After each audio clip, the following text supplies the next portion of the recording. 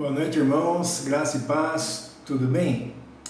Meus queridos, antes de eu fazer a abertura do nosso culto dessa noite, eu gostaria de dizer algo para você. A partir da semana que vem, dia 4 de outubro, nós estaremos retomando os nossos cultos presenciais. Isso quer dizer que hoje é o último dia, é o último domingo onde nós estaremos fazendo o nosso culto com esse formato. Claro que, evidentemente, se você puder estar conosco, dia 4 de outubro nós estaremos iniciando o nosso culto presencial. E, evidentemente, nós vamos estar seguindo os protocolos, como é que vai funcionar tudo isso. E eu sei que você está curioso assim como eu, né? Eu já sei como é que vai funcionar, então eu quero te fazer um convite. Fique conosco até o final, que no final nós estaremos dando maiores detalhes e como que vai ser o nosso retorno, ok? Eu queria compartilhar alguns versículos da Palavra de Deus com você para a gente estar dando início ao nosso culto dessa noite. Paulo escreve aos Filipenses, no capítulo 3, dos versos, eu vou ler todo, tá? Do verso 12 até o versículo 14, ele diz assim: não estou dizendo que já obtive tudo isso, que já alcancei a perfeição, mas prossigo a fim de conquistar essa perfeição para a qual Cristo Jesus me conquistou. Não, irmãos, não alcancei, mas concentro todos os meus esforços nisto, esquecendo-me do passado e olhando para o que está adiante. Prossigo para o final da corrida, a fim de receber o prêmio celestial para o qual Deus nos chama em Cristo Jesus. Meus queridos, nessa vida é muito fácil nós desmotivarmos e perdermos o foco. Somos fracos e se não estivermos firmes na rocha, nós podemos até ficar paralisados. Mas quando desviamos a vista do nosso Senhor e olhamos para nós mesmos, nós vemos os nossos defeitos. Nós vemos o quanto nós falhamos, o quanto nós fraquejamos. Mas se fixarmos os nossos olhos em Cristo, nós temos a motivação para viver uma vida maravilhosa. E a palavra de Deus, conforme nós lemos aqui, ela tem toda a motivação que precisamos para viver o nosso dia a dia, com confiança, com alegria e com poder. Porque essa palavra ela é cabível no dia de hoje. Porque a partir da próxima semana nós estaremos juntos novamente. E a palavra de Deus, ela diz aqui que é uma palavra de incentivo, uma palavra de motivação. E o verso que nós lemos aqui, as coisas que passaram, já foi, meus queridos. Precisamos olhar adiante. Nós ficamos quase 7 meses sem nos reunirmos presencialmente.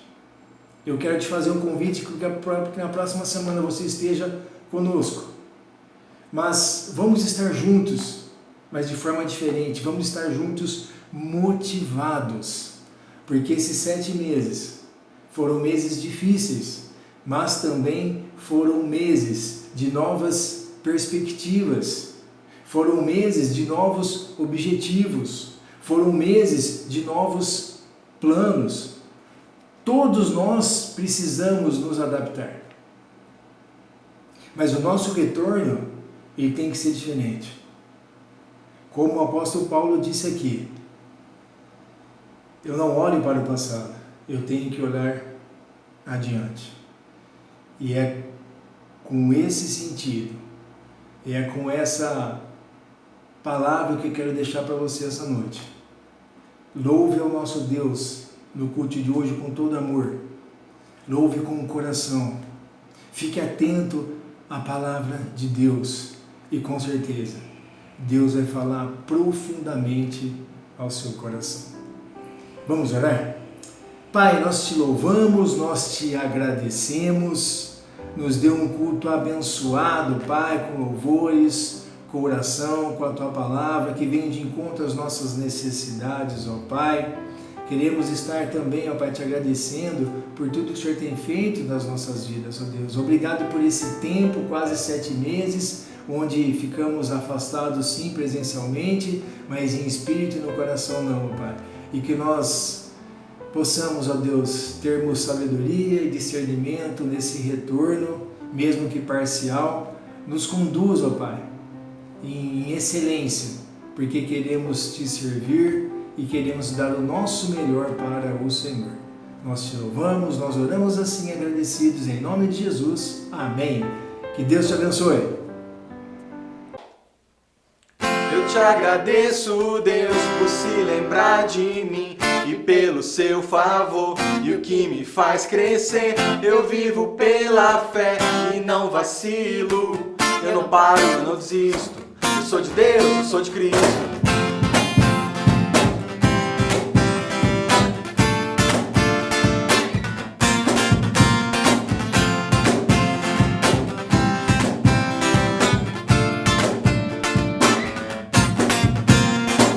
Eu te agradeço, Deus, por se lembrar de mim e pelo seu favor e o que me faz crescer. Eu vivo pela fé e não vacilo.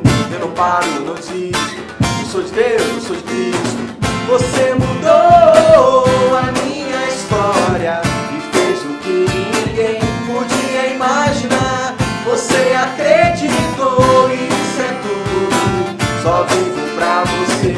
Não sou do mundo não, a honra, a glória, a força e o louvor a Deus e o levantar das minhas mãos é pra dizer que te pertenço, Deus.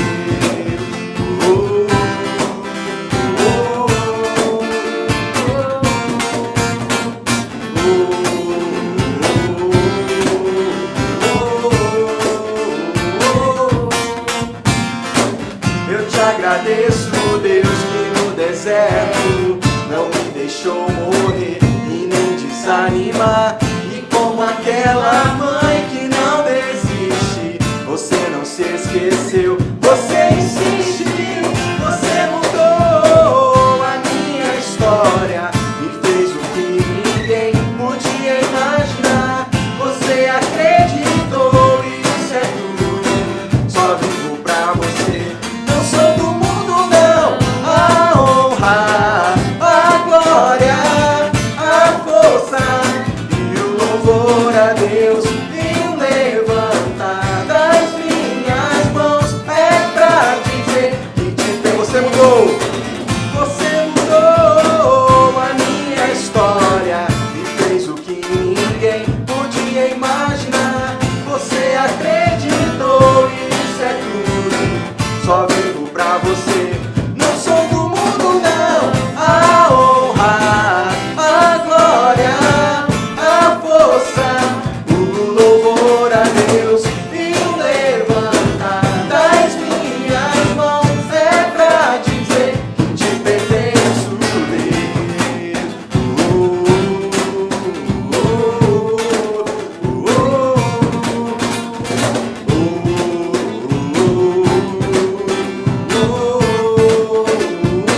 Te pertenço, Deus.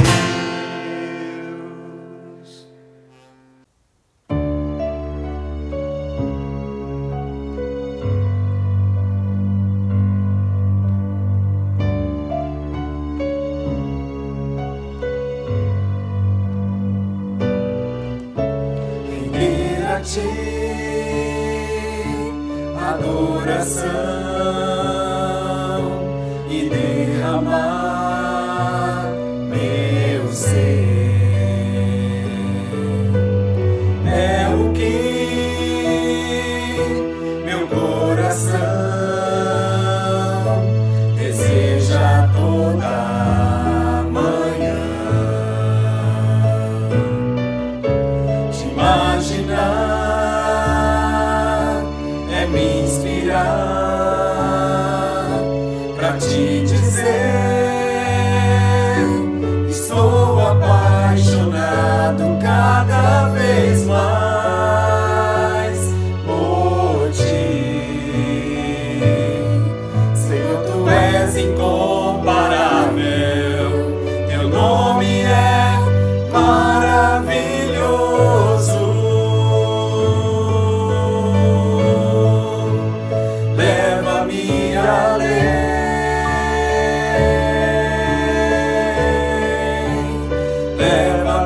minha lei.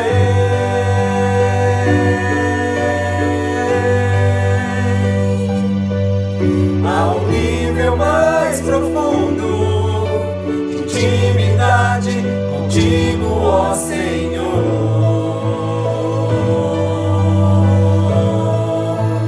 Leva-me além, eu quero ir. Leva-me além,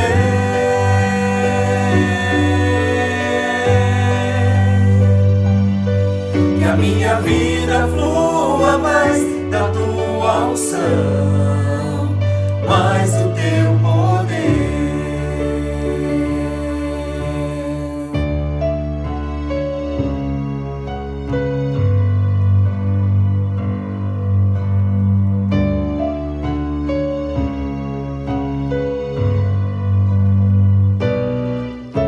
Render a ti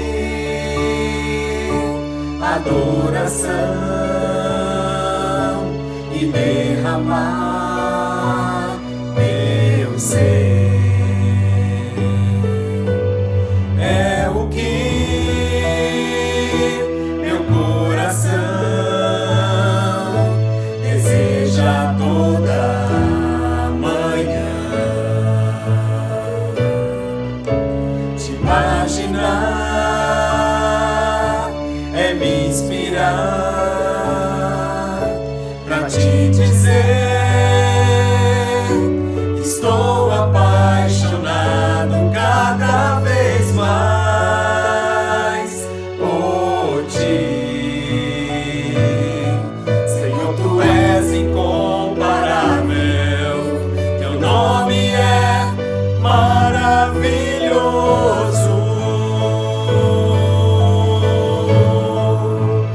Leva-me além,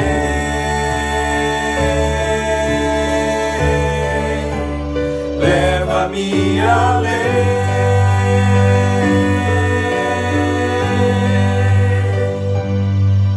ao nível mais profundo de intimidade contigo, ó Senhor.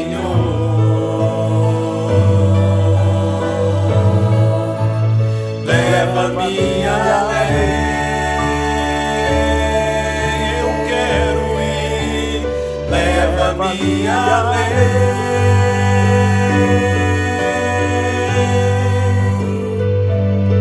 que a minha vida flua mais da tua unção, mais do teu poder,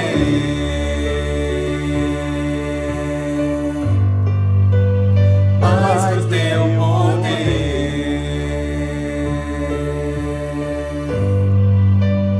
mais do teu poder.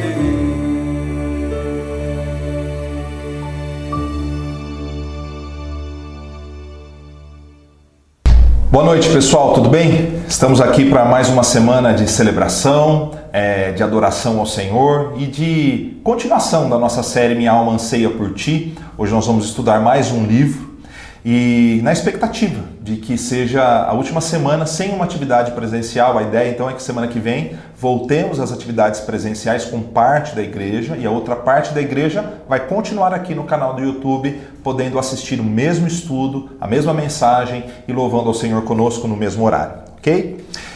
Irmãos, nos últimos meses nós pudemos ver diversos programas de TV, livros, jornais, revistas, internet, né, que trabalharam o tema da vida pós-pandemia, né? Alguns tentavam estabelecer previsões objetivas sobre o que aconteceria, enquanto outros afirmavam que seria impossível prever alguma coisa. Mas eu diria que existe uma boa porcentagem dos pesquisadores e estudiosos que acreditam que as duas realidades são possíveis. Há coisas que são impossíveis de serem previstas e outras questões que são mais fáceis de serem observadas. Isso porque os comportamentos se repetem na história, né? E provavelmente se repetirão em alguns aspectos, como já tem acontecido com a humanidade. Há quase 6 meses, na série Livre Pensar, que está no canal da nossa igreja lá no YouTube, eu gravei um vídeo com o título E Depois que Tudo Passar. Então acessa lá para você poder acompanhar, e nós vamos deixar na descrição aqui do vídeo também. Ali eu trabalhei um pouco sobre essa questão do que algumas pessoas imaginavam que aconteceria depois que a pandemia passasse. Eu sei que ela ainda não passou, né? Eu sei que nós estamos na fase ainda de quase aceitação de que vamos conviver com o vírus e que vai passar de alguma forma a fazer parte da nossa realidade. Mas, em resumo, naquele vídeo que eu citei para vocês, eu falei que algumas pessoas iam piorar porque iam querer fazer tudo o que não fizeram nos últimos meses. Outras pessoas iriam melhorar, né? Porque diante das dificuldades cresceriam em muitas áreas. Mas eu disse também que uma boa parte das pessoas que melhorariam o fariam circunstancialmente. Porque depois de um tempo elas voltariam às suas velhas práticas. E quando eu falo de velhas práticas, eu não estou necessariamente falando de práticas pecaminosas, mas de hábitos e também de pecados, né? Mudanças duradouras são difíceis de ocorrer. Isso não significa que as pessoas sejam malvadas, inimigas do bem necessariamente. Significa apenas que o caminho normal é a acomodação e, consequentemente, a perda, o desprezo a valores que são importantes para a humanidade. O ser humano ele tem um certo grau de previsibilidade, respostas parecidas diante de grandes eventos. Eu vou chamar a atenção para vocês, chamar a atenção de vocês durante o nosso estudo a uma justiça seletiva, a uma ingratidão, até a indiferença que o pastor Júnior trabalhou há 2 semanas e a insensibilidade. O Brasil, vou dar um exemplo inicial, como boa parte do mundo ocidental, nunca viveu um período de tanta liberdade e de tão pouca opressão. Você vai falar assim, puxa, você está cego, pastor. Não, presta atenção. O fato de muitos de nós não termos vivido tempos de muita opressão, de grande perseguição a minorias e grupos diferentes daquilo que é chamado, entre aspas, de normalidade, né? Entre aspas, porque todos nós somos normais. O fato de nós não termos vivido faz com que nós não saibamos valorizar as conquistas na medida em que devem ser valorizadas. Um estudo muito simples da história, sem apelos ideológicos, nos fará ver que nós tivemos grandes avanços no combate à opressão e às injustiças. E aqueles que se interessarem, eu passo alguns vídeos, ou indico alguns vídeos de atores, por exemplo, americanos, que falaram sobre isso. É fato que há muito a se melhorar, mas desconsiderar os avanços é fechar os olhos para a história e para a verdade. Há um ditado que diz que se você quer entender o que é a água, não pergunte para o peixe, porque o fato dele estar inserido naquele ecossistema faz com que ele não enxergue as bênçãos de que é fazer parte daquele líquido, né? O fato de sermos de termos um caminho longo para caminhar na luta contra as injustiças e a opressão, não pode nos fazer esquecer tudo o que já conquistamos como sociedade. Precisamos continuar lutando, sim, mas entendendo o quanto já caminhamos na história. Caso contrário, continuaremos com pautas de justiça seletiva, reações desproporcionais, agindo com ingratidão e indiferença às questões mais importantes, que, dentre essas questões, a principal delas é o próprio Evangelho. Eu tenho dito que o Evangelho precisa ser um instrumento que afere as nossas pautas. Caso contrário, nós vamos aferir o Evangelho pelas nossas pautas, e isso não é correto. É o Evangelho que tem que filtrar aquilo que enxergamos do mundo. Vou dar um outro exemplo. Eu tenho certeza absoluta de que em nossa igreja nós temos trabalhado arduamente para oferecer para você, nos últimos anos e também nos últimos meses de pandemia, um alimento sólido. Nós temos pessoas se dedicando de coração para fazer o melhor para as crianças, para os adolescentes, para os jovens, para os adultos e para todos aqueles que fazem parte da nossa comunidade, os grupos de música, de áudio, de vídeo. Mas eu confesso que eu não creio que a valorização desse trabalho esteja na mesma medida da dedicação que tem sido feita. E aí eu me lembro aqui também do trabalho de ação social e de missões que eu esqueci de citar. Você vai falar assim, mas as pessoas não estão valorizando? Talvez não na mesma medida. Sabe por quê? Porque elas estão habituadas a ter elas estão inseridas como um peixe na água, elas estão inseridas num contexto de serviço. E muitas vezes, quando nós estamos inseridos num contexto de bênçãos, nós não enxergamos essas bênçãos. Nós precisamos, às vezes, nos distanciar para ver o quão trabalhoso tem sido o ministério, as lutas, os desafios de cada uma das pessoas que tem se dedicado. E quando eu falo de questões seletivas, eu falo que às vezes nós valorizamos sim aquilo que nós fazemos. Esquecemos que aquilo que os outros fazem também demanda bastante trabalho e nós precisamos aprender a ser gratos. E uma pergunta: você valoriza e coopera com o trabalho da sua igreja? Se você não faz parte da nossa igreja, a pergunta se direciona à sua comunidade. Você ama a sua igreja? Você divulga as atividades da sua igreja da mesma forma que você compartilha os memes, as propagandas, né? Então percebe? Então se a gente fizer essa análise, eu comecei a pensar comigo mesmo, será que de fato eu valorizo a minha comunidade? Será que muitos não estão caindo no mito da grama mais verde? Em tempos de igreja online, nós temos acesso a todos os tipos de produção. Isso é bom, mas parece que também incentiva a prática de se valorizar mais a grama do outro, pois ela parece mais verde. A cobiça se manifesta não somente em querer a mulher do outro, o homem do outro, a casa do outro, o terreno do outro, mas agora também a igreja do outro. E isso, se a igreja já não foi substituída pelas religiões ideológicas, do politicamente correto, do lazer e do bem-estar. Mas voltemos à questão das igrejas. Na minha época de jovem acontecia a mesma coisa. Nós procurávamos as igrejas que ofereciam cultos maiores, mais famosos aqui na região de Campinas. E realmente, irmãos, existem coisas muito boas oferecidas por algumas comunidades. Mas chega a ser preocupante essa visão entre a idolatria e a indiferença. Idolatra-se um modelo e se é indiferente à simplicidade da maior parte das comunidades. Não há uma relação direta entre uma igreja grande não ser boa e uma igreja pequena ser fiel, né? Não há essa relação, mas também não existe a relação oposta. Nós podemos ter igrejas simples como a nossa, que tenha um bom conteúdo, mas que não é valorizada na medida porque não tem uma estética agradável aos olhos. E aí eu pergunto para você, o evangelho é poder de Deus somente quando a estética é atraente?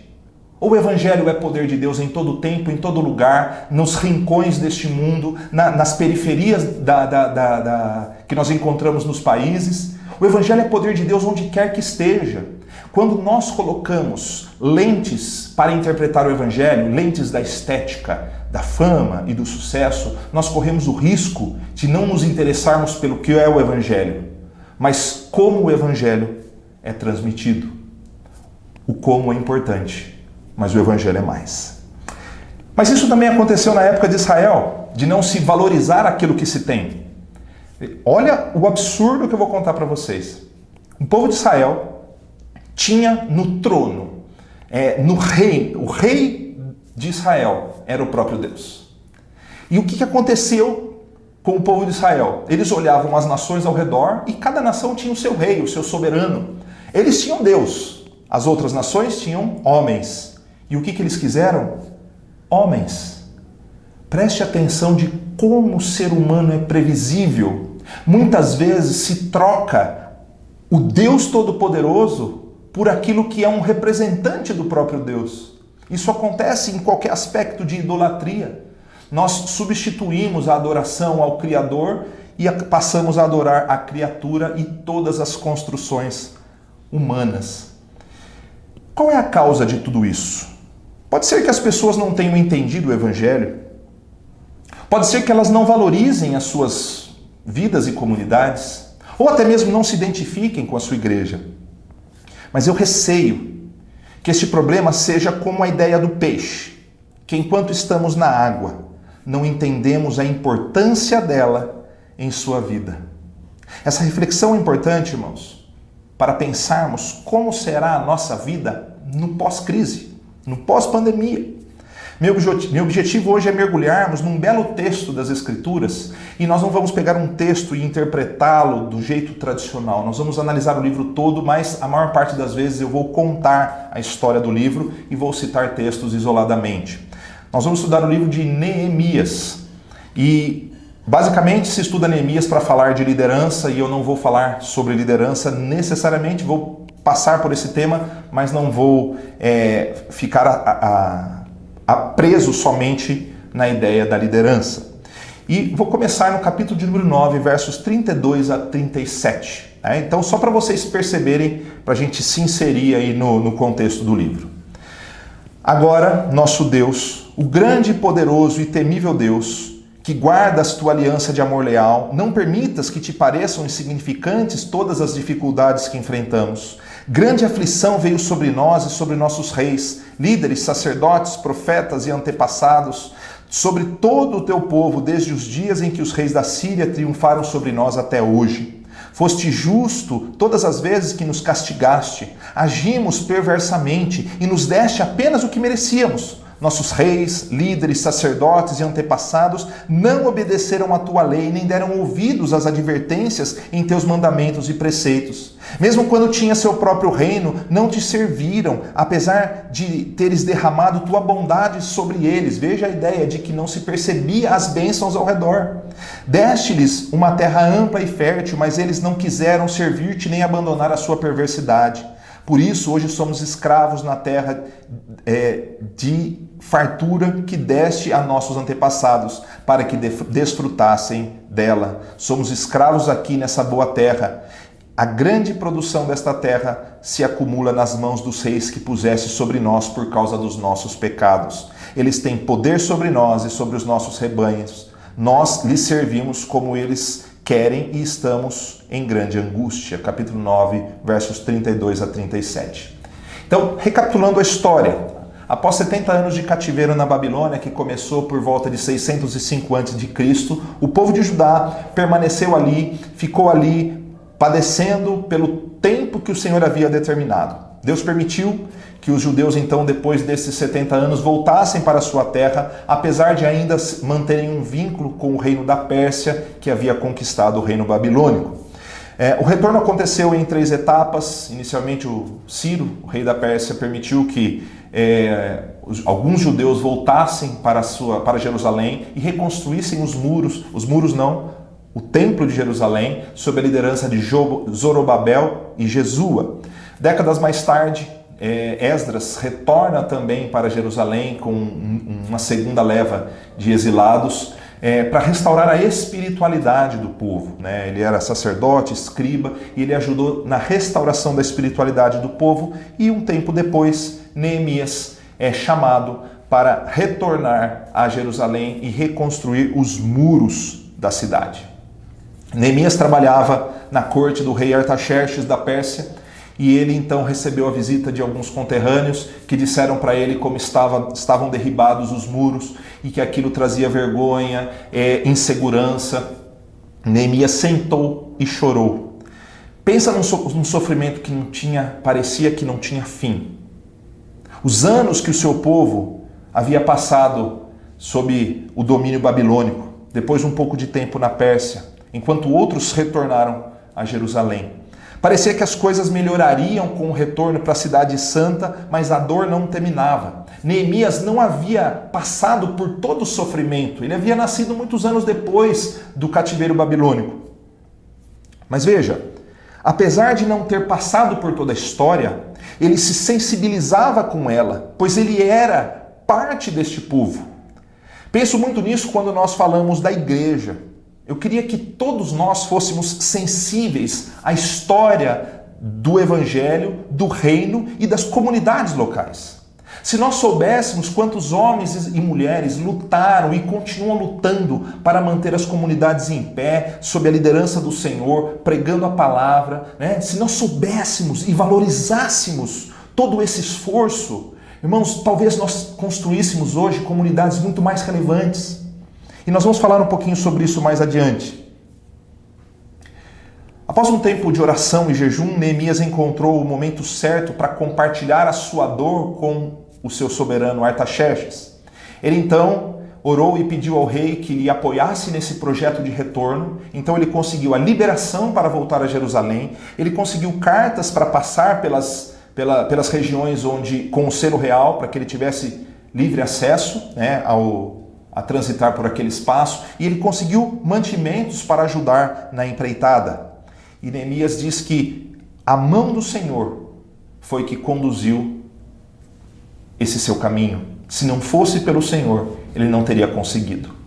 Capítulo 2, verso 10, tem um versículo que diz o seguinte: Sambalate, Horonita, e Tobias, o oficial amonita, ficaram muito irritados quando que souberam que alguém estava interessado no bem dos israelitas. No capítulo 4, versos 1 a 3, diz assim, quando Sambalate soube que estávamos reconstruindo o muro, ficou furioso, ridicularizou os judeus e na presença de seus compatriotas e dos poderosos de Samaria disse, o que aqueles frágeis judeus estão fazendo? Será que vão restaurar o muro? Irão oferecer sacrifícios? Terminar a obra num dia só? Será que vão conseguir ressuscitar pedras de construção daqueles montes de entulho e das pedras queimadas? Tobias, o amonita, que estava ao seu lado, completou, pois que construam, basta que uma raposa suba lá para que esse muro de pedras desabe. Há outras passagens do livro que mostram a afronta que o trabalho de Neemias e os seus conterrâneos sofreu na reconstrução. Além disso, Neemias teve que enfrentar a exploração dentro do próprio povo. As pessoas começaram a explorar umas às outras. Os mais ricos exploravam os mais pobres, tomavam os seus campos, tomavam os seus filhos como escravos para que os outros pudessem então comer. Mas, passando esse período de sofrimento, terminada a reconstrução dos muros, uma passagem se destaca, capítulo 6, versos 15 a 19.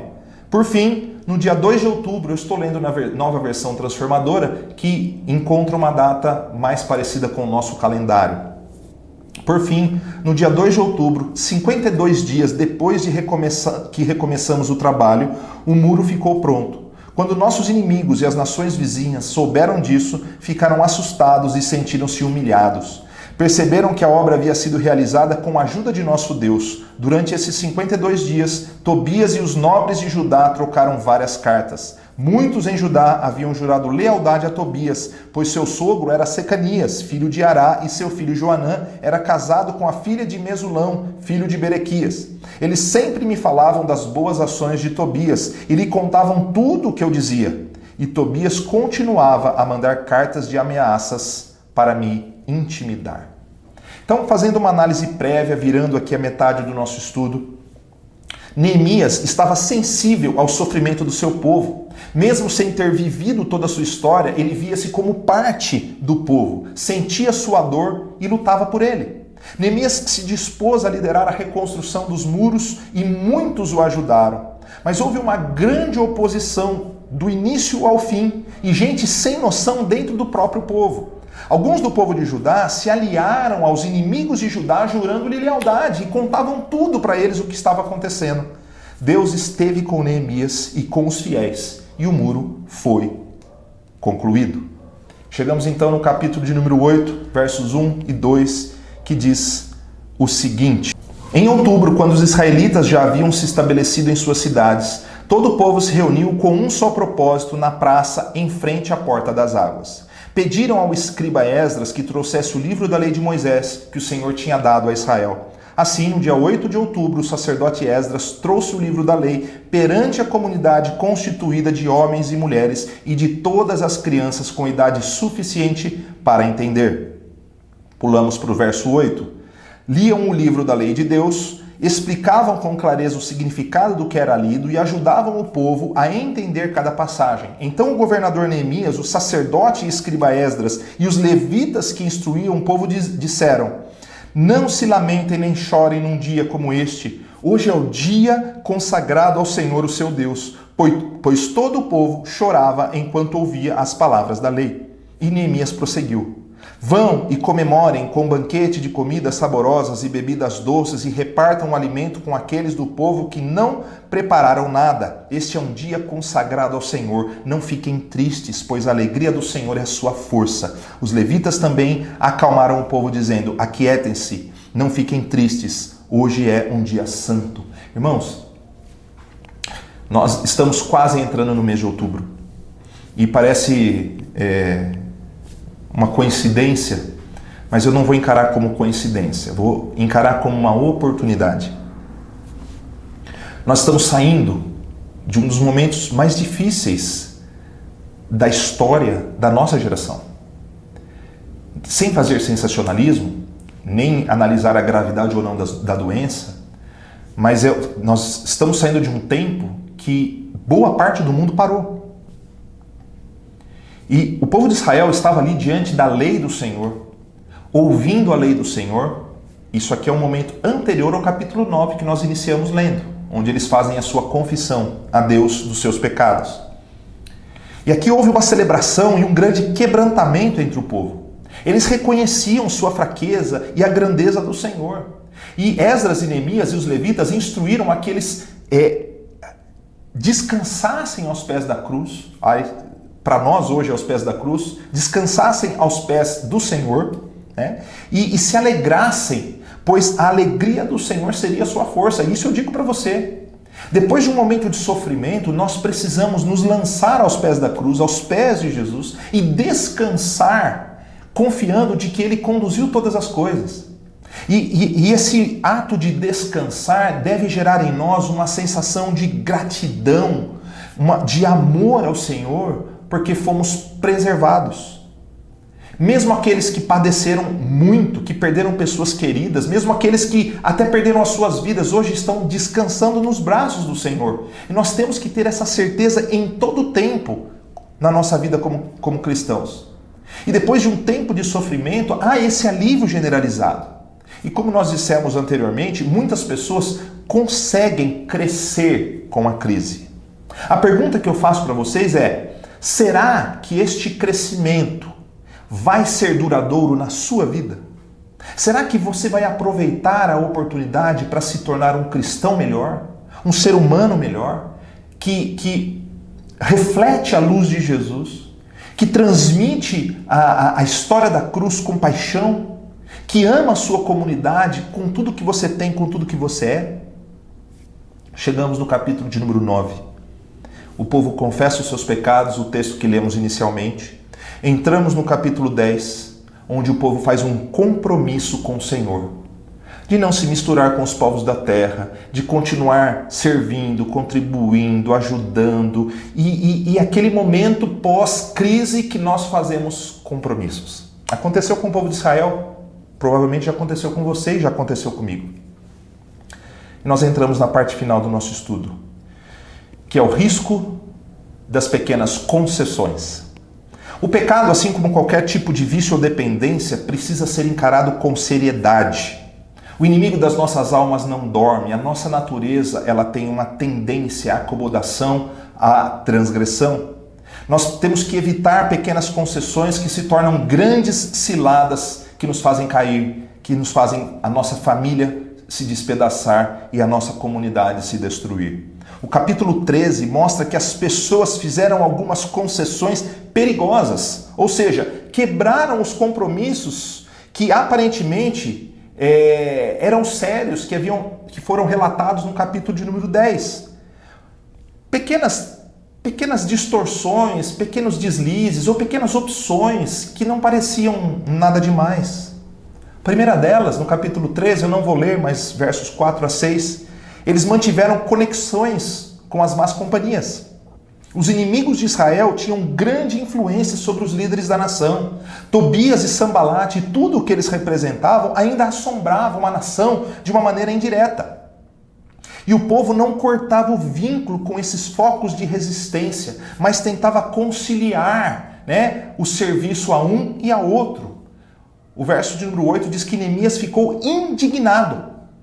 Paulo disse que as más companhias ou as más conversações corrompem os bons costumes. É preciso sabedoria para fugir dos relacionamentos que atentam contra a nossa fé. O Salmo de número 1 diz que é bem-aventurado aquele que não anda no conselho dos ímpios, não se detém no caminho dos pecadores, nem se assenta na roda dos escarnecedores. Antes, o seu prazer está na lei do Senhor e nela medita de dia e de noite. Isso não significa que não devemos nos relacionar com pessoas que pensam diferente de nós, mas nós temos que estar muito atentos àquelas que podem nos desviar dos nossos caminhos e nos fazer cair. Hoje parece que o povo tem preferido dar ouvidos a tudo, às músicas, às pautas seletivas, justiça seletiva, às ideologias, né? E até mesmo a outros líderes. Esses outros líderes, não importa qual é a sua história, qual a sua origem, qual a sua teologia, né? Eles são muito mais ouvidos do que os profetas da própria terra. A gente fala isso como pais. Precisa que alguém de fora diga alguma coisa porque as palavras dos pais parece que hoje em dia não tem mais valor. Irmãos, estava falando com alguma pessoa há alguns dias e é impressionante. Há cristãos que seguem seus líderes cegamente, não importa o que eles digam, o que eles façam, mesmo que seja incoerente. Se a estética é boa, eles seguem, eles idolatram, eles compartilham. E por outro lado, existem cristãos que não estão nem aí, são indiferentes com seus próprios líderes, pastores, professores, pais. É uma incoerência. Por incrível que possa parecer, essa é uma atitude mais comum do que nós podemos imaginar. Nós não percebemos o que fazemos, mas fazemos. Eu não anseio ser obedecido por ninguém. Eu apenas quero que quando eu pregar a palavra, as pessoas deem crédito à palavra, mesmo que ela não venha com uma estética bonita.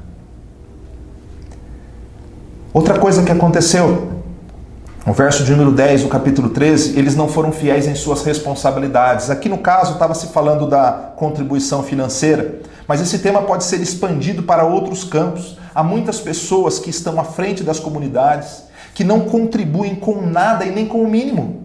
Ou até mesmo contribuem de uma maneira que eu já ouvi gente dizendo o seguinte, que o meu dízimo é o meu esforço. E aqui nós não estamos trabalhando a questão financeira, mas só estou mostrando que as pessoas confundem um pouco as coisas para aliviar a própria carga. Eu já lidei, pasmem, com pessoas que fizeram campanhas financeiras na nossa igreja e que não contribuíram com um centavo. Sabe por quê? Porque são hipócritas de carteirinha. Hipocrisia nível hard, nível alto. Neemias disse o seguinte: confrontei essas autoridades. E aqui nós não estamos falando questão financeira apenas, nós estamos falando de outras áreas do serviço geral da comunidade, em que se espera muito e se oferece pouco. Muitas vezes essas pessoas não têm nenhuma vida devocional satisfatória, não conhecem a palavra de Deus, esperam muito dos outros. Irmãos, a crise tem que nos fazer crescer. Como cristãos, nós temos responsabilidade, nós prestaremos conta diante de Deus daquilo que fizemos e deixamos de fazer. Que bom seria se as pessoas fossem fiéis em suas responsabilidades, de serviço, de apoio, de dedicação. Mas nós temos que insistir, e eu vou me lembrar aqui dos cultos presenciais, para a pessoa ter 1 hora e meia aqui junto com a gente. Eu temo que o culto online seja bênção para algumas pessoas, mas para outras seja motivo de conforto. E se você está pensando nisso, toma muito cuidado, porque essa é uma brecha terrível, que vai te tornando uma pessoa preguiçosa. Mas isso também é algo que se repete na história. Se nós analisarmos a Bíblia, a quem enviarei, disse o Senhor. Procurei quem eu pudesse colocar na brecha, e eu não encontrei. Aquele que tem posto a mão na arada e olha para trás não é apto para o reino dos céus. Que mais? A seara está branca, mas os trabalhadores são poucos. Irmãos, tem muito barulho, mas pouco servo. Neemias ficou indignado. Verso 15 diz: não respeitaram os preceitos divinos. Eles perverteram o sábado. Aqueles irmãos pervertiam o que era mais sagrado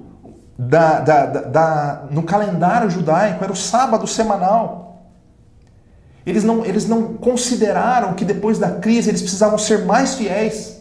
Eles se tornaram mais infiéis, transgredindo em algo simples, uma pequena brecha, mas que fez com que eles fossem repreendidos. Neemias diz: repreendi os que faziam isso, E a pergunta que fica para nós é: será que não temos desprezado valores, questões basilares? Compromisso, fidelidade, participação, santidade, submissão, dedicação e tudo mais, mutualidade, cooperação. Irmãos, lembro-me aqui das palavras de Jesus em Mateus 23. Ai de vocês, mestres da lei e fariseus, hipócritas, vocês dão o dízimo da hortelã, do endro, do cominho, mas têm negligenciado os preceitos mais importantes da lei, a justiça, a misericórdia e a fidelidade. Vocês devem praticar estas coisas, contribuir, mas sem negligenciar todas as outras. Não adianta você ser um bom contribuinte se você não se dedica, não se consagra, não se coloca a serviço, e também não adianta você fazer isso e negligenciar aquilo. Nós precisamos ser íntegros, e a nossa integridade é inegociável. Versos 23 a 26, o último tópico. Eles não foram puros em suas ações, foram infiéis no seu compromisso com Deus. Um dos pontos fundamentais do compromisso era não se misturarem com outros povos. Casamento misto. Mas na prática foi exatamente o que aconteceu. E olha que engraçado o verso 25. Eu vou ler para vocês porque é incrível. Neemias disse: eu os repreendi e invoquei maldições sobre eles. Bati em alguns deles e arranquei os seus cabelos. Fiz com que jurassem em nome de Deus e disse-lhes: não consintam mais em dar suas filhas em casamento aos filhos deles, nem haja casamento das filhas deles com os filhos ou com vocês. É incrível, até engraçado, mas a capacidade do homem de ser previsível em suas ações, depois da crise, depois do compromisso, falar uma coisa e fazer é outra.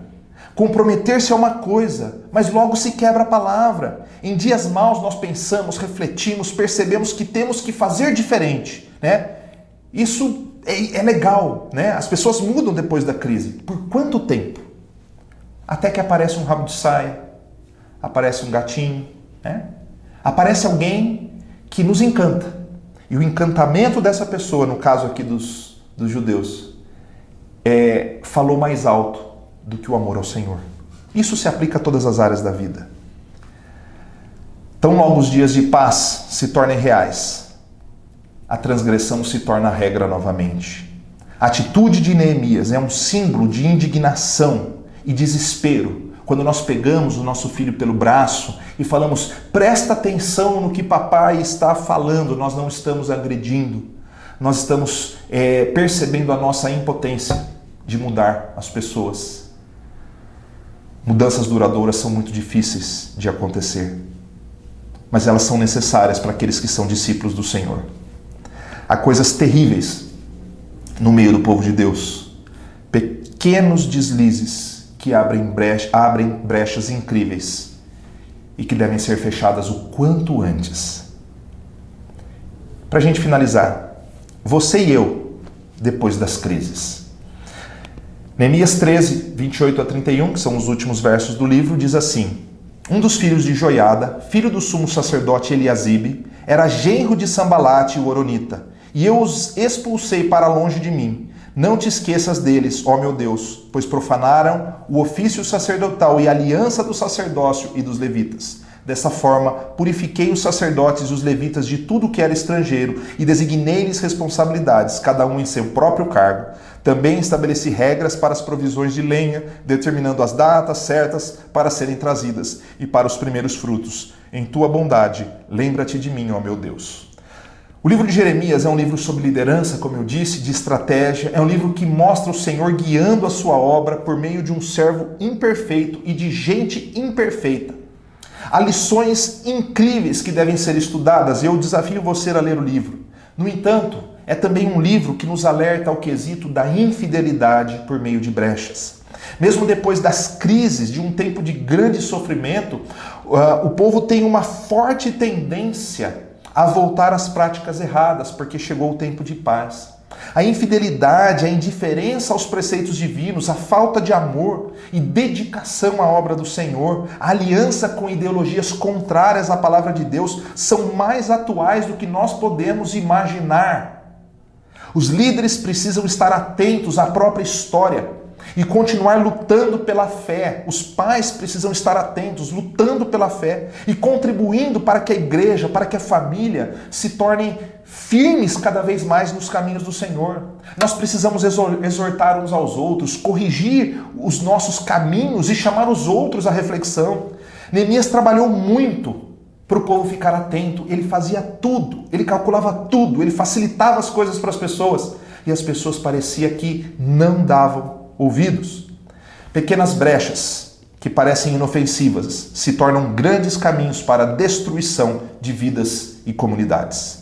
Por mais que tenhamos conseguido, como comunidade, fazer um belo trabalho neste período de pandemia, com várias produções semanais envolvendo diversas pessoas, creio que ainda há um longo caminho pela frente. Quando retornarmos, você será uma pessoa envolvida e comprometida? Você ama a sua igreja e vai se dedicar para que ela seja cada vez mais relevante? Você vai cuidar bem da sua vida, permitindo ser corrigido em sua conduta? O que há em sua vida hoje que pode ser mudado agora? Uma brecha, uma mancha na sua reputação que pode ser mudada. As crises, irmãos, são apenas chamados de Deus em sons e tons diferentes. Porque Ele também nos chama no dia da bênção. Ele nos chama no dia da conquista. Mas Ele também nos chama diferentemente nos dias de lutas. E somente o coração que está sensível à sua voz agradece em todo o tempo e cresce em todo o tempo. O fato é que as sociedades não melhoram. As igrejas não melhoram coletivamente. Os seres humanos podem melhorar. E com isso, cooperarem para a melhoria das coletividades. Uma igreja relevante é composta de discípulos fiéis e dedicados. Se você se encanta com comunidades por aí, pergunte que tipo de cristãos existe lá. E se você ainda vê coisas a melhorar na sua igreja, pergunte que tipo de cristão você é.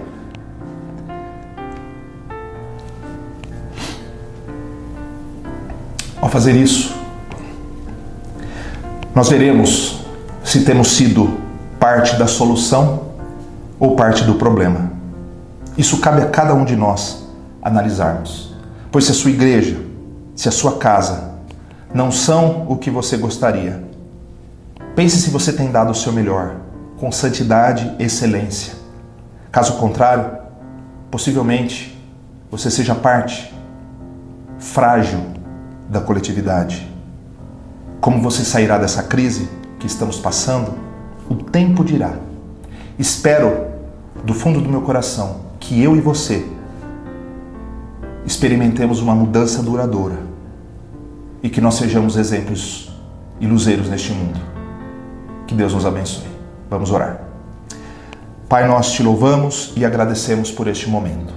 Pedimos que esteja ouvindo a nossa oração, trabalhando nos nossos corações e atuando poderosamente para transformar a nossa preguiça, as nossas falhas, os nossos deslizes em grande serviço ao Senhor, com integridade, santidade, sem indiferença e insensibilidade.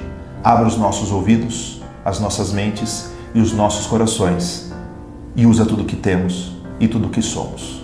Em nome de Jesus. Amém. Deus abençoe. Vamos louvar o Senhor com muita alegria, que é o clima que nós estamos aqui, podendo exaltar o nome do Senhor, agradecendo, porque um dia Ele levou sobre si os nossos pecados e hoje nós somos livres em Cristo Jesus. Cante-se, cante o que é lindo, a letra é linda. Louve.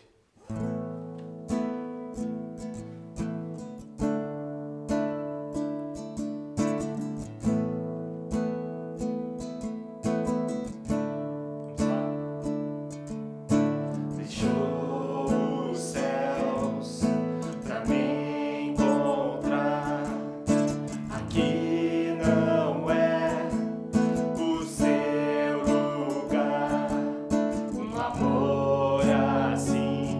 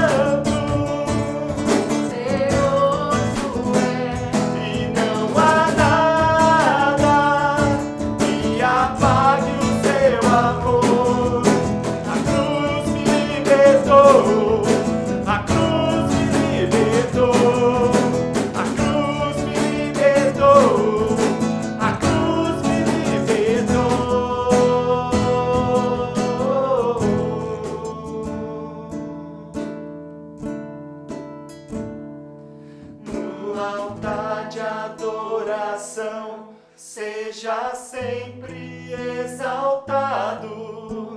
Jesus, Filho de Deus, deixou a sua glória, morreu em meu lugar. Jesus, Filho de Deus, tu és Jesus, Filho de Deus.